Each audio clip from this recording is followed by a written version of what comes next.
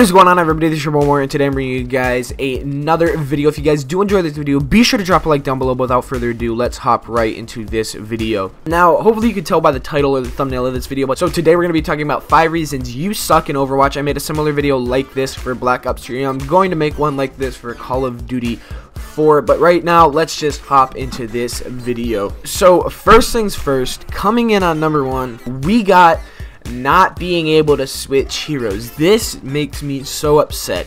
Recently I've been playing a little bit more Overwatch. I'm trying to get into the diamond rank, but I've realized throughout playing that I'm barely gaining elo, if anything losing elo consistently. It is not because I don't have gold or silver in every category.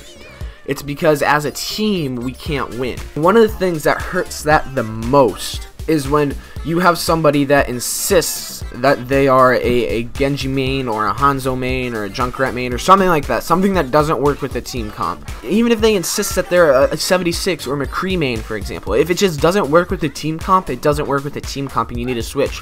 But you'll find people that just won't switch no matter what, and that is one of the most annoying things I think that's ever happened to me in a game of Overwatch. So that number 1 reason right there may be one of the reasons you suck at Overwatch. The second reason you probably suck at Overwatch is because you don't communicate with your team. You don't talk about what you're doing. You don't call out where the enemies are. And this can come in a variety of ways. The first way it can come in is if you just don't have a mic.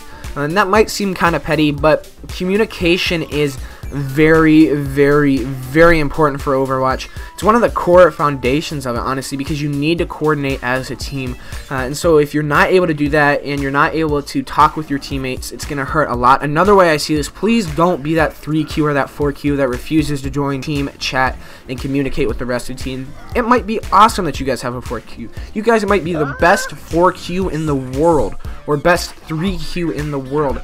Doesn't matter. Even if you're the best 3Q in the world, all of you are literally the best 3Q. No other 3Q can beat you. But the other team has a team that is all in team chat and all communicating and all coordinating. They're gonna beat you. It's just that simple.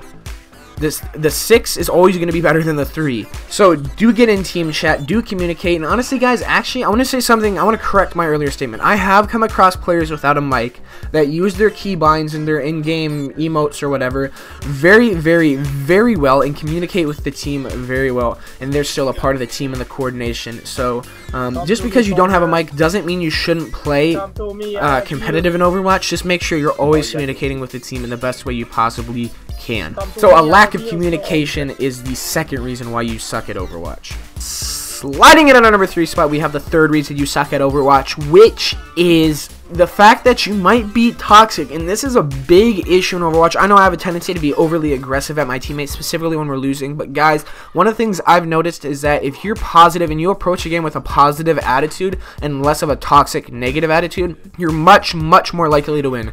You yelling at your teammates and telling them you guys are balls at this game, you suck, you're horrible, or whatever it may be that you're saying, is gonna bring the whole team morale down, and you're probably gonna lose, to be honest. But if you're more of a positive player and you bring the team morale up, you're way more likely to win. So don't be a jerk, don't be toxic, and you'll probably be better at the game. Now I do want to address the fact that toxicity is not an overall problem in Overwatch. Even though I do see it a lot, I don't think Overwatch is a toxic game, but I think it is it's just a helpful tip. And I see toxicity in a lot of communities. It's not an issue in Overwatch by itself like some people would make it seem. Like, you'll find toxicity everywhere. Play any game that has a large multiplayer community. Call of Duty, CSGO, Overwatch is on that list because it does have such a large multiplayer community. But you can pretty much put any multiplayer game's name in that category of toxicity and it'll work there. Just be less toxic, guys. Let's jump into the 4th spot.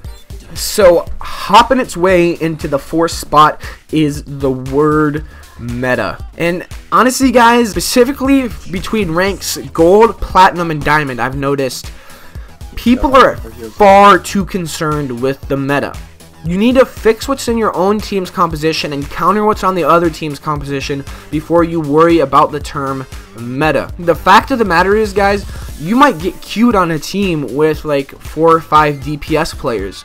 That main Soldier 76 or McCree or whatever, even though I don't think maining should necessarily be the focus of the game, you just might not be able to run a triple tank setup because, or a dive comp, because your teammates are too focused on trying to scrape by and playing the heroes they have to play rather than your pro tactics and your pro strategies. So the meta doesn't necessarily apply to us guys as lower ranked players, as the general public that plays this game. The meta doesn't really apply to us, and so be less concerned about the meta and just focus on getting what you need to have in your team composition for it to be a successful team composition. Now, with what I've stated about the meta already, this is what builds into this last and final number 1 spot, which is you just don't understand the way the game works and is meant to flow. This is outside of the meta. I'm not talking about that. I'm just talking about how Overwatch flows and builds as a unit itself. Listen guys, you don't have to be top 500 or 400 or whatever it is to know that you shouldn't trickle in. You don't have to be top 500 to know that if you guys get an early Roadhog pick or 76 pick early on, you guys can charge in and probably take the hill. You don't have to be a pro to just understand some of these simple things.